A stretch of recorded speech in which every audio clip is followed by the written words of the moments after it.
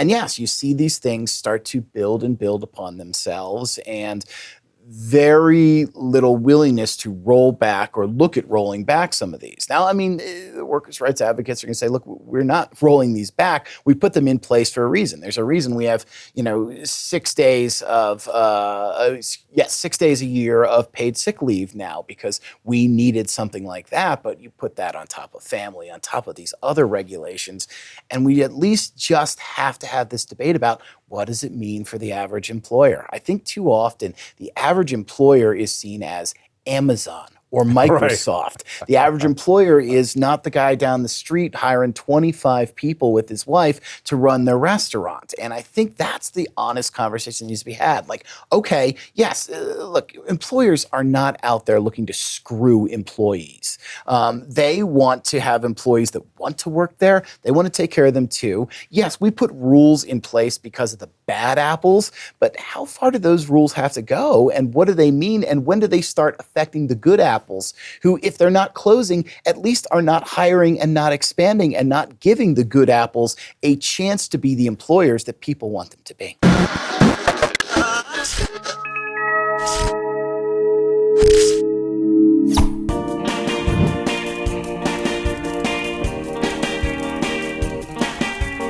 I remember when he was just a puppy dog working for the Rocky Mountain News. It was Rocky, wasn't it? Actually, I started with the Colorado Springs Gazette, but then the Rocky, yes. Wow. Ed Sealover, good to have you back. Thank you, John. So, Colorado Springs Gazette, Rocky, and then your writing was so poor there that the Rocky went out of business. All my fault, absolutely, yes. And then to the Denver Business Journal for a number of years. What's fascinating is the new gig, which is a specialty news site of your own creation called the Sum and Substance. The Sum and Substance at tsscolorado.com. That's right. Sounds like you're selling meth off of that. What is the substance of what? The sum and substance of business policy and business legislation. What it is, for those who haven't followed me, I now work for the Colorado Chamber of Commerce. You sell out. Thank you. And this site, Sum and Substance, covers business policy and just covers it really in depth. Kind of dives into how anything going on at the Capitol is going to affect businesses, how things are going on at commissions across Colorado What's the states. difference between tsscolorado.com, your site, and what you're doing for the Denver Business Journal? Not a lot. I mean, a lot is who I work for, and I will say, yeah, I work for an interest group, but I do try to write this down the middle, try to put both sides in there. Nobody gets smarter hearing one side of the story is my motto. So it's really what I was doing without restaurants, earnings reports, travel industry, and with, in a sense, a lot more depth and a lot more going into issues I may not have gone into before, because now I realize I'm writing for a very specific audience, one who wants to hear about business policy and how the legislature is affecting and outside them. the Denver metro area as well. And outside the Denver, you get to focus in on the sweet stuff and the important stuff. We've linked to it. It's good stuff. Thank you. So when are they going to fire you? I don't think quite yet, but especially heading into the 2024 legislative session, they're going to need someone who knows how to work 150 hours a week, which is what it's going to take to keep up with business bills. How many legislative sessions have you covered before we go into this upcoming one? This is going to be my 18th session. Oh, my God. Yeah, it's really, I suppose there's a support group somewhere out there for me. But I don't know, what drunk driving thing you're working off, but that's a lot of community service. You should. It's just too much. Let me ask you the larger question, then I want to get into next session. Over those 18 years, describe not the change in policy, the change in style and demeanor of the legislature. It is pretty substantial, and I have to step back and think about that a lot of times. And I think I look at a lot of who is serving to. When I started in 2007 there, that was still an era when most people from both sides of the aisle had come up through owning their businesses, maybe retiring afterwards, come up through school boards, city councils, local nonprofit organizations. And there were people who were used to coming in and working together in some form or fashion, and then figuring out how they could get things done.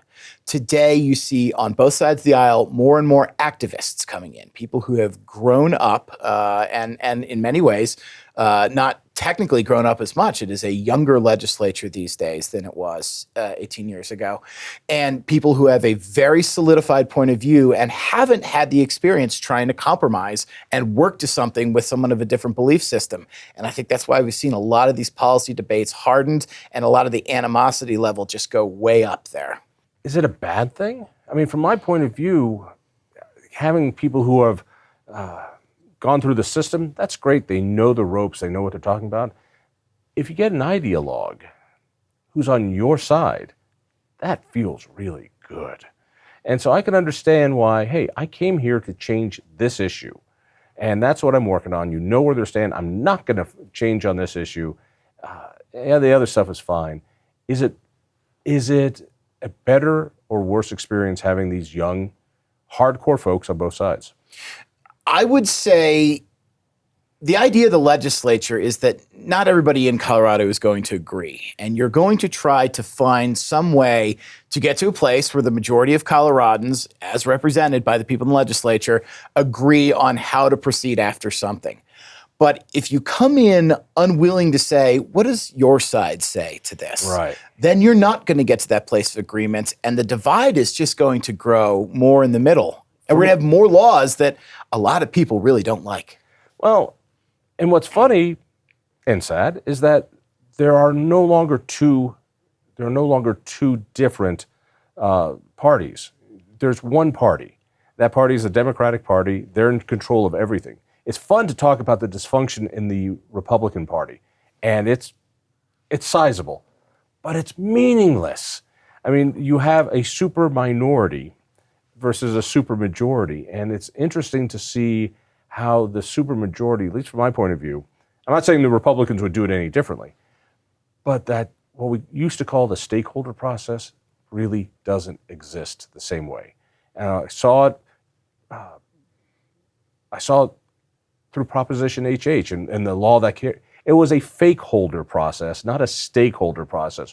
Well, we talked to businesses all around. No, you didn't. You just came out and here it is, and you have the votes to get it passed, so you get it passed.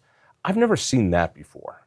And with House, no matter who is in control, I've never seen such blatant fake holder process. Here it is. We're voting on it. To hell with you.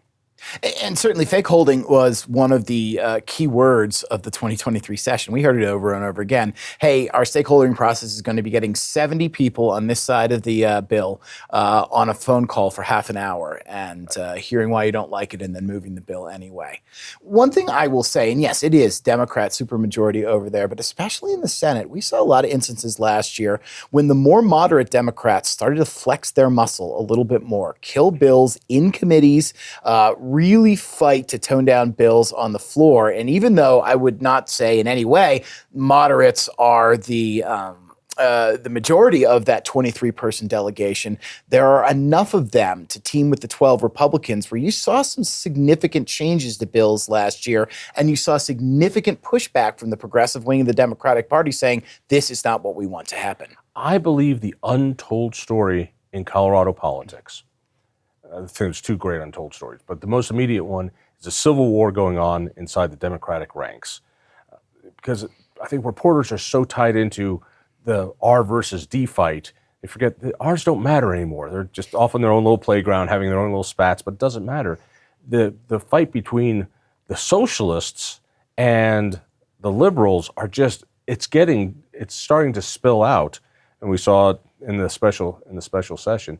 The other story that won't be told is the growth of the administrative state. How, particularly under this governor, this business-friendly governor, we have seen rules and commissions and councils turned into commissions and the kind of stuff you must be looking at all the time. This is the stuff that businesses have to deal with. And it's regulatory growth, And I've never seen anything like this in my lifetime. But it's not known to most people, because why would you know that the Quality Control Council is now the Air Quality Control Commission, and they've got massive power and they're flexing it. And it's funny you mentioned that, because I have spent a significant amount of time in the off season on Air Quality Control Commission hearings. They are setting rules for the greenhouse gases that can come out of buildings. They are setting rules for manufacturing facilities and what they can emit.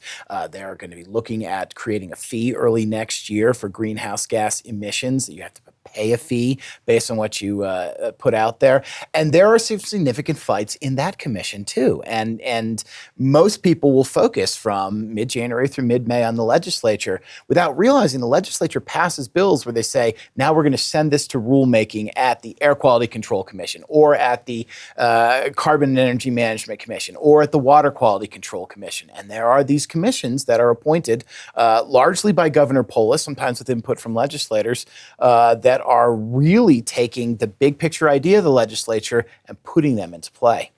And I'll go out and say that most of the appointees are hardcore ideologues. You see that on the PUC, you see it on the Air Quality Control Commission, you see it with what goes on with our energy czar, Will Tour, and the things that he puts through. And these are, you've got people who don't care about economic vitality. They just want to stop progress. They just want to stop building. They want to stop businesses. They don't see it that way. They're saving the planet. And, I respect they're feeling that, but they're using governmental power that is going to destroy the economy. You can't fight greenhouse gases when you don't make enough money to feed your kids. It's interesting that you say this, especially given that you talked about the civil war going on within the Democratic Party. We're seeing a little bit of that even within the Air Quality Commission now. Now, back in October, and I'm sorry if I'm getting the months wrong here, back in October, the commission set what were called the GEM 2 rules. They were rules for the largest manufacturers in Colorado. And a number of environmental groups came forward and said, here's what we want you to do. And as the commission went along, it said, okay, we want to do these things, but we can't put these plants out of business. And so they put in a couple stipulations, they compromised a bit, and afterwards you saw a number of environmental groups saying, this is not right. You did not do your job. This is not what the legislature wanted you to do. So even, I think, what was once seen as this, commissions will take over and they're ideologues and they're pushing that, there's even a fight now between the practicality and the ideal in commissions. And when groups are not getting their way, you're seeing a lot of people upset, particularly in the more progressive community, about the Polis administration and the people that they're appointing to these commissions. Let me word it differently. There is a war coming, particularly in the environmental realm, of environmentalists who have religious zeal on stopping all emissions, and environmentalists who can do math. These are the same people who understand, they want the same goal, but they realize there is no way you're going to get to 100% renewable energy by 2040 unless we do things like nuclear, unless we do things like hydroelectric. It cannot be done because they know how to do math. The others don't care. They'll close down the economy in order to stop the greenhouse gases. That's the other civil war that's popping up, and it's fascinating.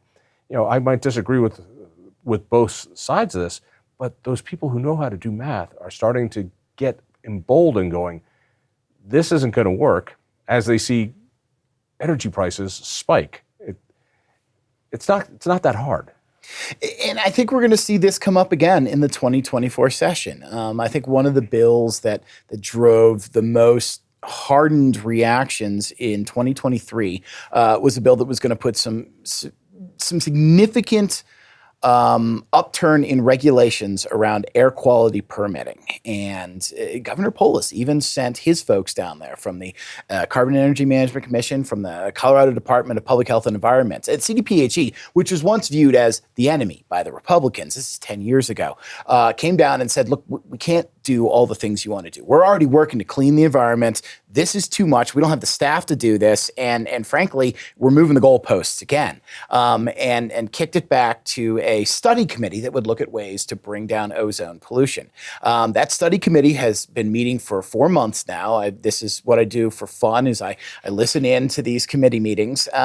And it sounds like they're ready to come back with a bill that looks very similar to the one that got gutted in 2023, and basically go head to head with Polis and say, no, this is what we need to do, and see how much the governor is willing to bend. So I think that's going to be one of those fights to really watch in 2024. Speaking of the fights with Polis, this is his mess now. This is his legislature. It's his party. It's his administration.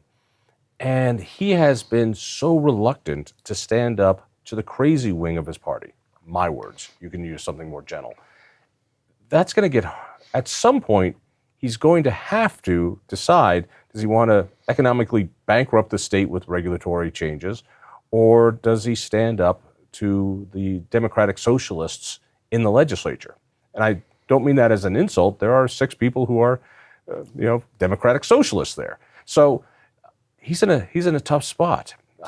And so next session, coming around the corner, I think these things are really going to start landing in his lap in a way he could avoid before.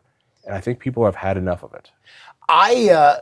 I'm going to both agree and disagree with you on this. For one, I actually think he has been standing up a little bit more to that wing of the party. He was sending in folks to tamp down this air quality bill that we just referenced. He's also vetoed this year the bill that would have given local governments the right of first refusal on any substantially sized apartment complex that goes up for sale, that they would have been able to swoop in and say, oh, this is the price you're asking, we're buying it, cut the process here. And he vetoed that, saying this is not how it's going to work. Now, something like that. First great veto. I mean, he's vetoed things that were symbolic and not very, very big. Mm-hmm. No, but this is the guy who still hasn't stood up in a large way. And I think we're going to see, and this is the part where I'm going to agree with you, I think we're going to see that test really put to it this year. And this is going to get a little geeky here, but one of the changes that was made when Robert Rodriguez took over as Senate Majority Leader, Dominic Moreno served in that role last year, stepped aside to go work for the Johnson administration in Denver. Rodriguez comes in and he made changes to a number of committees, but the key one was this. He took the Senate Local Government and Housing Committee, which is a 4-3 committee, 4 Democrats, 3 Republicans, despite the nearly double lead that Democrats have in the Senate. And he took off Dylan Roberts, who is a senator from Western Colorado, who is known as one of the leading moderates in the Senate. And he put on Senator Faith Winter, very progressive Democratic senator. And it's likely that things that died last year or got tamped down substantially in that committee, including a bill died that would have allowed local rent control, a bill died that would have really reined in metro districts, which are the only districts that are substantially building housing now. That right of first refusal bill went through significant changes before moving on. Those things will probably go through unimpeded this year, have a lot better chance of getting out of the Senate, and then we'll have to see whether Polis is willing to veto them or not. And in the shadow of all this is his image nationwide, and which is finally starting to get some realization. The Wall Street Journal mentioned, oh, you just passed HH in the legislative special session over the cries of your voters. That's a bad call. And so, I don't know where he is and what he wants to do, if he wants to become a VP candidate, the big guy president, I don't know. But he does care about his national image. And part of that is you can't please everybody. You can't please everybody for too long. And he's gonna have to make some stands. And so far, he hasn't been able to stand up to the left. All right, next session, what do you see as the big theme? Is it going to be property taxes again? There will be efforts for property taxes. In fact, I believe Polis is just putting together, Polis and the legislative leaders are just putting together their long-term property task force that's supposed to come up with something by March 1st saying, here's how you're going to solve this problem for once and for all. No pressure. And we will see that. But before we see that, we're going to be talking about housing in a million other different ways. We're going to see the return of these bills. Rent control is going to come back. Right of first refusal is going to come back. Polis is going to bring back in some form his Senate Bill 213 from last year, which basically said, at its heart, it says, we need to knock down regulation so we can get more housing built. But of course, the way that he was doing it in 213 was, and we're going to steamroll right over the local governments and saying what the regulations are going to be. I haven't heard how he's going to cut that middle ground yet. And, what could he possibly put forward that'll assuage the Colorado Municipal League and at the same time bring about substantial property building. But housing is going to be one of the dominant themes this year, especially because it was largely left untended by the end of last session. It's interesting that his signature bill on that got nowhere. Let's step back on this. He has basically a supermajority hold on this legislature, and he still can't get that signature bill through of what he wanted. What does that say to you? It says that he came from a background of federal government or state board of ed and then federal government into there, and he didn't serve in local government. And I don't think he understood the fight local governments will put up when you tell them what to do. I don't think he understood when advancing what was Prop HH that the municipal league, the counties, and the special districts, all three of the major local government organizations, were all going to oppose it because it rolled over what they wanted to do. And now he's going back out and he's saying to local governments, okay, well, if you didn't like that, I challenge you to take down property taxes. So yeah, that's what I don't think, and I think he should be coming to this realization that they are a major mover and player there, but I don't know that he's seeing it yet, and I think we're gonna see how that plays out. Another thing, and you'll probably like this one, John. There is going to be a bill coming this session that's going to take another shot at construction defects reform, making it harder to sue over condo defects, and it's going to be run by Democrats, and so now it's going to be run by moderate Democrats, and that will also really test that kind of war within the party, but it will test to see whether Polis will come out for it or not if they make the argument that this will advance your goal of getting more housing built. For those people who don't follow, Colorado's condominium market is awful. It's hard to find an affordable condominium, that first step that a lot of people take to home ownership.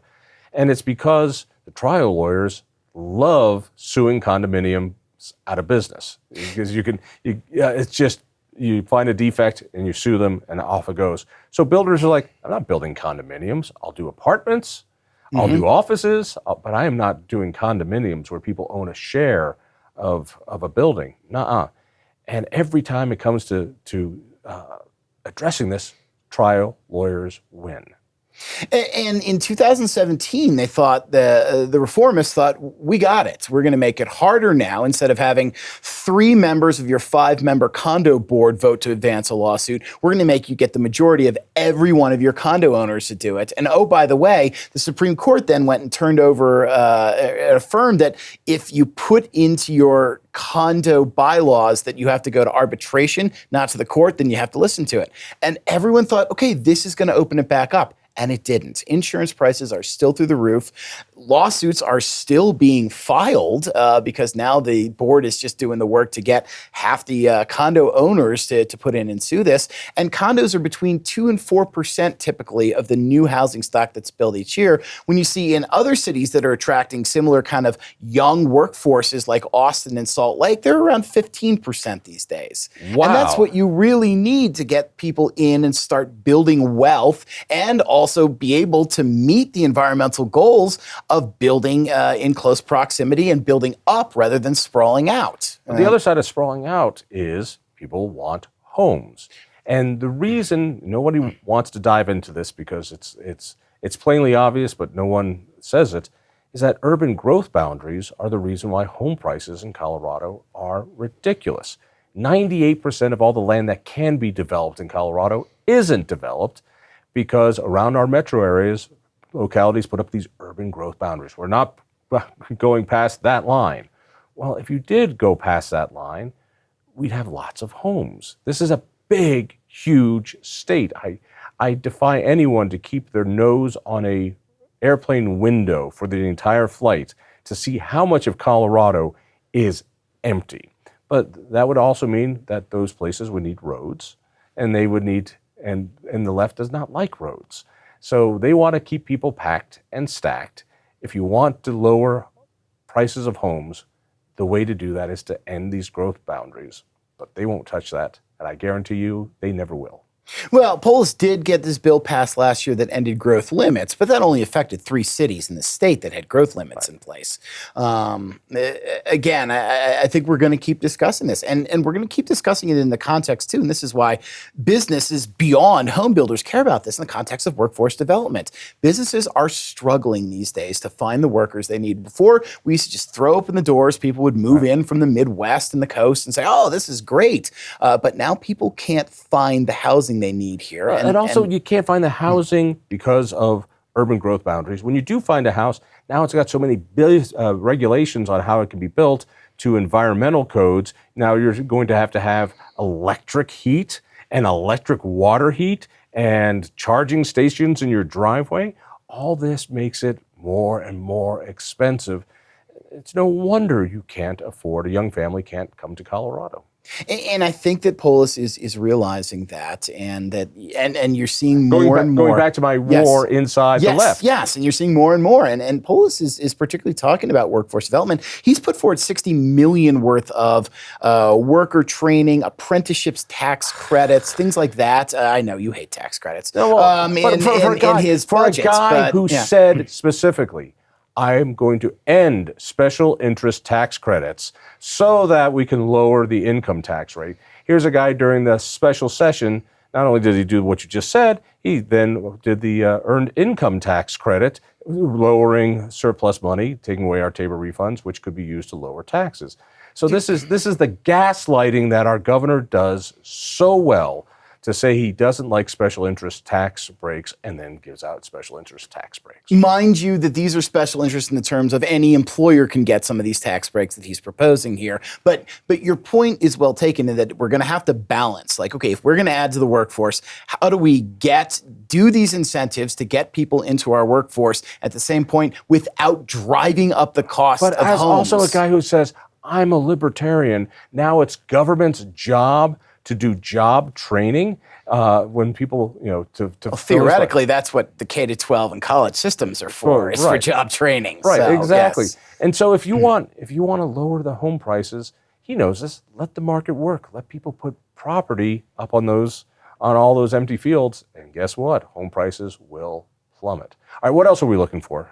We're going to see probably a return of the Fair Work Week bill. That was the one that basically said if you were not giving restaurant and retail workers their schedules at least 2 weeks in advance, which is not in any way a practice in the industry, then you're either going to have to pay them. You're going to have to pay them more if they work more or less than you schedule them. We're hearing that's going to come back, maybe with restaurants not included, because the restaurants essentially got that bill defeated last year in working with business organizations to say how much this would kill them. I even hear there's a bill coming that would set a 32-hour work week. Basically, if you have hourly workers, and one was introduced in August in Pennsylvania in this, if you have hourly workers and they work more than 32 hours, you're paying them overtime, time and a half. So should we change Colorado's name to France? These are, and again, I think some of these are going to have a hard time getting through. And we saw that last year. These were some areas where legislators jumped up together. What will go through? What do you see as very likely? I've seen things about getting rid of gas engines again. I've seen all the usual, that kind of silliness.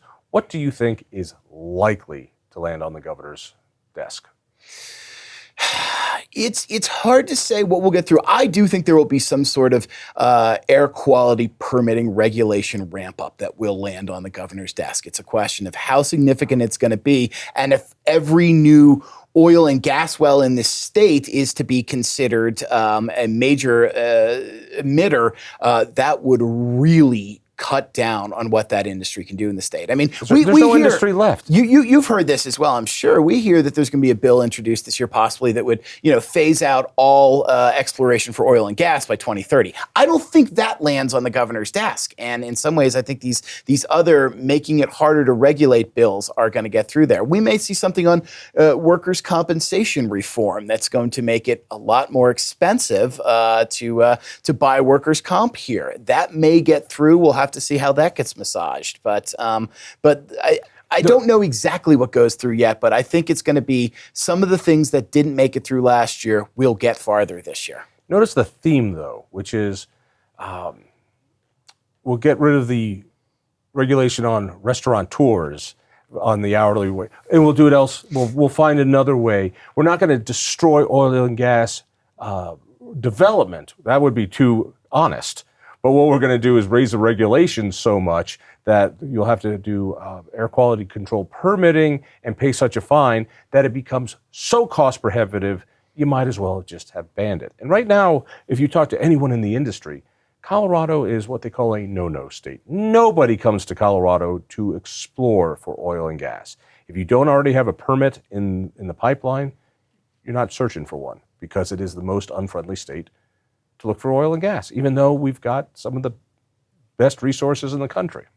I think where the governor has a chance to make a difference here is if he can step forward and say, okay, we're going to continue promoting new sources of energy. And even energy companies are behind this, such as carbon capture and sequestration, where you're taking carbon that's being emitted from a factory and you're pumping it into the ground and you're using that to get cleaner oil up, and you're storing carbon in the ground for thousands of years instead of having it out in the atmosphere. But that doesn't make energy. That makes energy more expensive. It makes energy actually less expensive if companies are allowed to do that. But even several bills that went through last year kind of blocked the path for that going forward. Polis has said, I want to be the new energy state, passing bills to regulate hydrogen. We haven't heard that before, by the way, new energy state. Hydrogen energy, for example, that had so many restrictions on it that it's probably not going to attract the hydrogen energy companies that wanted to be here. He's got to step forward and see, how do I get these bills out that do what I want to do without so many restrictions that everyone will be scared away from investing in Colorado. I love his infatuation with thermo energy. As he keeps saying, the heat beneath our feet, which I say, you mean oil and gas? Oh, no, thermal energy. But in order to use thermal energy, you have to frack. And so it's still fracking, but for thermal energy, not oil and gas. And it's hysterical to see him, because he can do this gaslighting now. And then when environmentalists go, wait a minute, but you're going to frack in order to get to the thermal energy? Well, yeah. Well, no. Then we won't like it. It's amazing. All right, let me ask you this one. Sure. Rules, regulations, laws take time to build in results. You've been doing this long enough. That's the beauty of having reporters who are not 12 years old, is that they've actually seen, wait a second, that rule was put into place way back when, and now it causes this unforeseen situation. Some of them very foreseen. I'm starting to see a lot of these regulations starting to build on themselves. Next year, 2024, will be the first year the Family Leave Act, you will be able to pull out your benefits. Mm-hmm. And so I know people would say, I've already had my kid, but I can still pull out my maternity leave benefits in 2024. If you had your kid in the last year, that's true. Yeah, yes. And so you're going to have a ton of workers who aren't going to be working, who are going to get paid not to work from this very lucrative plan.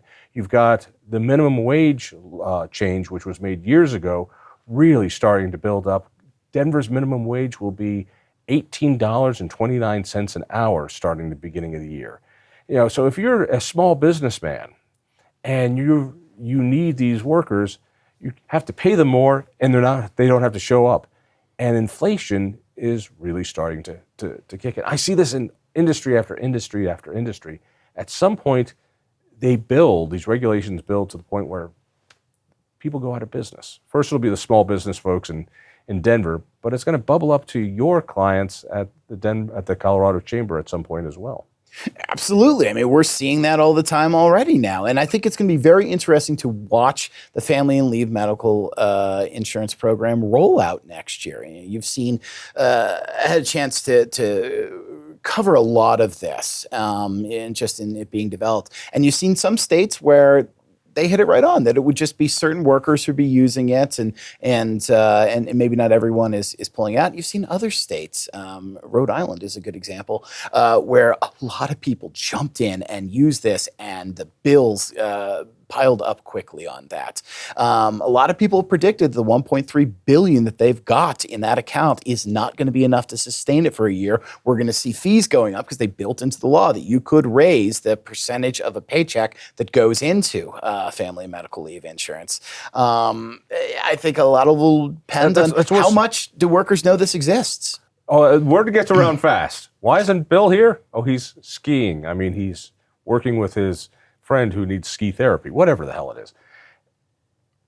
It is almost a percentage point out of your paycheck, 9/10 of a cent on every dollar, split between you and your employer. That goes to this.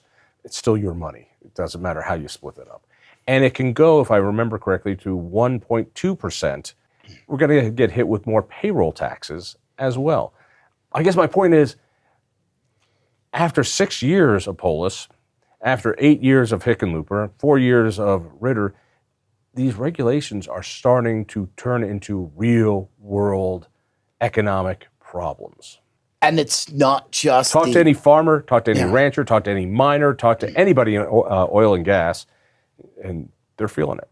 And it's not just the what do my workers get in terms of benefits, but how much am I reined in getting my workers? You know, we saw 4 years ago the bill come out saying you have to advertise in every instance what the job pay range is, which of course led to companies saying we're accepting remote candidates, but not from Colorado.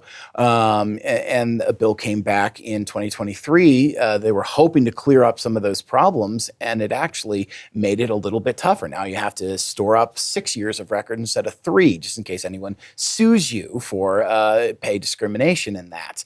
And yes, you see these things start to build and build upon themselves, and very little willingness to roll back or look at rolling back some of these. Now, I mean, the workers' rights advocates are going to say, look, we're not rolling these back. We put them in place for a reason. There's a reason we have, 6 days of, 6 days a year of paid sick leave now, because we needed something like that. But you put that on top of family, on top of these other regulations, and we at least just have to have this debate about what does it mean for the average employer? I think too often the average employer is seen as Amazon or Microsoft. Right. The average employer is not the guy down the street hiring 25 people with his wife to run their restaurant. And I think that's the honest conversation that needs to be had. Like, okay, yes, look, employers are not out there looking to screw employees. They want to have employees that want to work there. They want to take care of them too. Yes, we put rules in place because of the bad apples, but how far do those rules have to go? And what do they mean? And when do they start affecting the good apples? Who, if they're not closing, at least are not hiring and not expanding and not giving the good apples a chance to be the employers that people want them to be. Those employees don't stick around when they can't afford to live here, when home prices are so high and now energy prices are high. These things hurt. The Denver metro area has one of the highest inflation rates in the country, and it keeps growing that way. The Bureau of Labor Statistics breaks it out by metro area. And it's amazing to see that in Colorado, our inflation was much worse than the nation. When it hit 9%, it was 15% in Colorado. And only on those things that you don't really need to buy, like food and gasoline and that kind of stuff. All right, last question. Yes. Every session there's a surprise. There's this thing that turns into the issue we didn't see coming. So you're the man. What do you think that issue is? Man, I would be a lot richer if I knew the answer to this one. But you see it. There's always a scandal. There's always Lebsock. There's always some sort of drama. I'm not going to try to predict the next scandal. I am hearing More and more calls, particularly by the progressive wing, about the state having more power to step in quickly. And I heard rumors of a bill not long ago that would allow the AG's office to step in and basically stop oil and gas operations or other polluting operations, which would be a power well beyond what the AG's office has. I'm not sure the AG's office wants that power. I don't know if that bill in particular is coming forward, and I apologize if the author of that bill is hearing this and saying you oversimplified it. You're right, I did. I may have oversimplified that, but I think the big fight that we may not be seeing yet is how much are the people who believe in a very, very strong government, and that is by nature what the left is. It is more of a strong government system going to say, okay, enough of this. Let's just give these greater powers to let government step in, stop things for environmental reasons in ways it never has before, because then we're going to have some really big debates about what our government should be. And at the core of that, what happens is a centralization of power in Denver. The magic of Colorado, I believe, in its government is that the state authority is usually pretty small. State government's relatively small. We have over 5,000 local governments and special districts. All right, that's where people keep their government close to them. You're running into the people at the supermarket. You're going to see your city council member there. You're going to find the person on the Park and Recs board there. And there's something about the left that wants to centralize power and centralize it more and centralize it more. And Denver could become to Colorado what Washington is to the nation. And all the shots being called by bureaucrats in Colorado, that's where I think the magic of Colorado's form of governance could be lost. And I don't know if he'd ever get it back. We'll see. Local control is not just a tenet anymore. It is up for debate at the legislature, and we'll see how far that debate goes as well. People want to read what you're writing, and they should. Thank you. TTS. Close. Oh, wait. TSS, Colorado.com. It's the sum and substance, sum, S-U-M, ampersand substance, and can find it through the Colorado Chamber of Commerce website or go directly to the sum and substance, and it's all for free, no paywall on this one. And I would be remiss if I didn't let you plug the books. Because Thank you. Because very few working alcoholics can make a side project on drinking. My parents always said in college, what are you going to do, drink for a living? And turns out I did. But my most recent book, it's 2016, but still very applicable, Colorado Excursions with History, Hikes, and Hops. It is a 30-day trip across the state, stopping each day at one historic site, one natural site, and one drinking site, what I like to think are the best of Colorado. It's how to get through Colorado and have a lot of fun doing it. And you stayed married while researching for this book. Not only that, my wife and I traveled across the state with a 11-month-old while our daughter was in utero while researching this book. So It's not just staying married. This is a key part of our family was this book and our travels. I remember the good old days. A pregnant woman could, of course, drink and smoke cigarettes. She wasn't drinking, but she was driving a lot of so this in other part. Words, yes, so. So in other words, this poor woman who's obviously just trying to keep a green card, you've got enslaved driving you around the entire state while you eat and drink your way through a month. For minimal returns on each book sold, too. Honey, you're the designated driver.